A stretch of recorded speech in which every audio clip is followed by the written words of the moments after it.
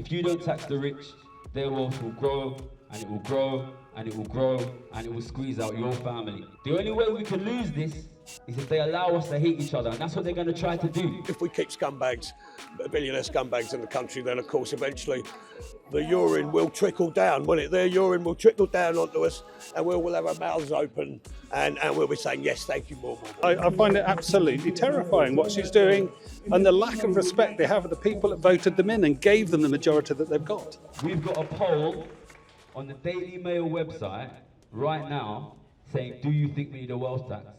And we are winning. On the Daily Mail right now, go home and vote.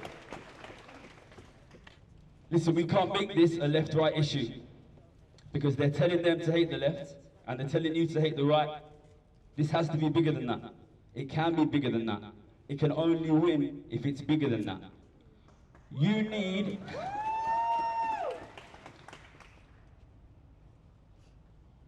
I'm not going to win this. You are going to win this.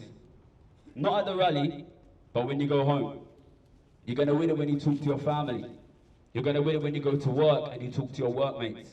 You're going to win it when you go to football, when you go to the pub. You're going to win it on the WhatsApp chat. Because this is the only way to save the majority of the country from poverty. That is how you win it.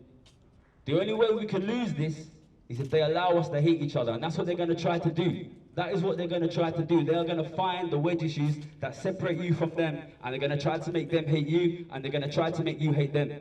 That is the only way that they win. Because at the end of the day, 80–90% of the country need this financially. So you need to be bigger than that.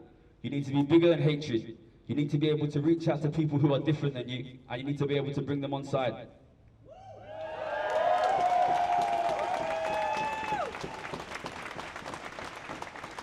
Now, I'm going to go home today, and I'm not going to be despondent, because I know that we can win this one. But we don't win it today, and we don't win it tomorrow, and we don't win it next week, and we don't win it next year. We need to build this. We need to build this, and build this, and build this, and build this, because this is the issue that unites this country, and not just this country, that unites people all over the world that are being squeezed out of a quality of life that their parents and their grandparents had. You build it, you build it, you build it, you build it, you build it. And then, when we have enough people and we have enough power, then we go together and we win. And the super rich, be they corporations or individuals, are absolutely integral in destroying people's lives.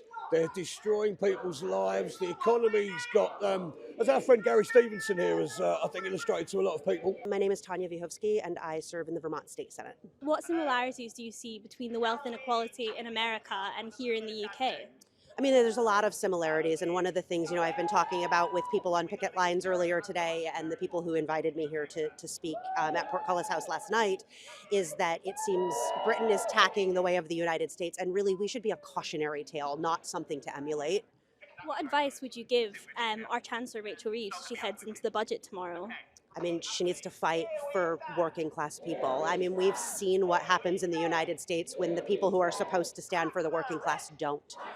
People need to be able to put food on the table, and we need to stop lining the pockets of billionaires with taxpayer money. We're on the road to societal collapse, civilizational collapse, and how we can communicate that to people, as far as I'm concerned, is the most important thing. This is a rally calling to tax the super rich. Why do you think that is the solution?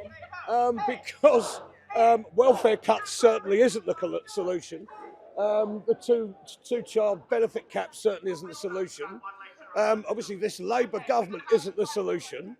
Otherwise, they would have put at least, 2%, a 2% tax on the super rich that would bring in, I can't remember the exact figure now, but billions of pounds anyway. Why do you think they are hesitant to raise tax on the super wealthy?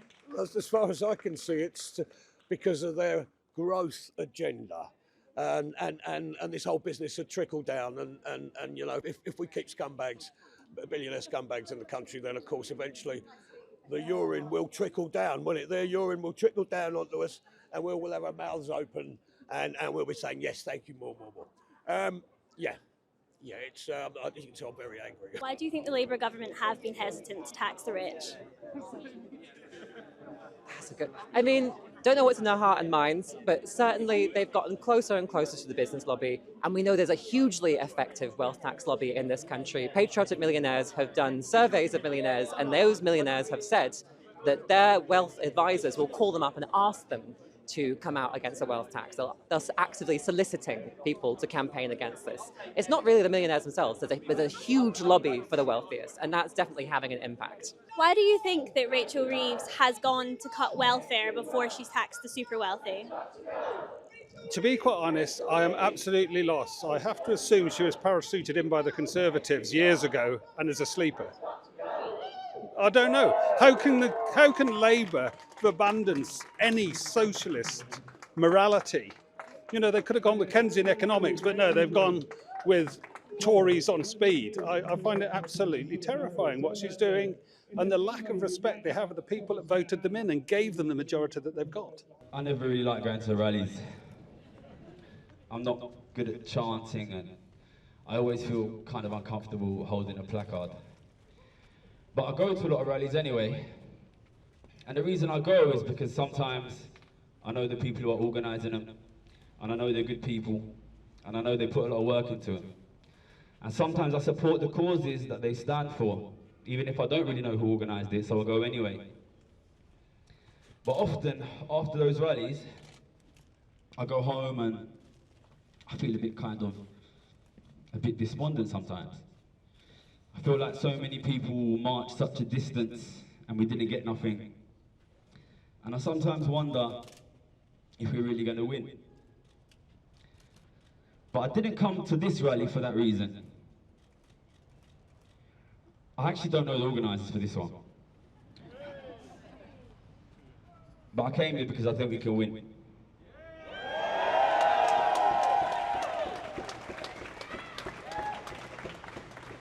Listen, tens of millions of people up and down this country, the main number one thing they are worried about is the economy. Their kids can't get houses, they can't afford families, they can't get financial security. They look at the future and it's getting worse and worse and worse. Tens of millions of people want the economy to be better. This is the only way to make the economy better. There's no other way.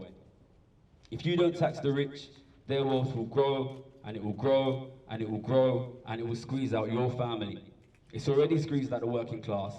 Now it's squeezing out the government. Then it's going to squeeze out the middle class. This is going to impoverish 60, 70, 80, 90% of the country.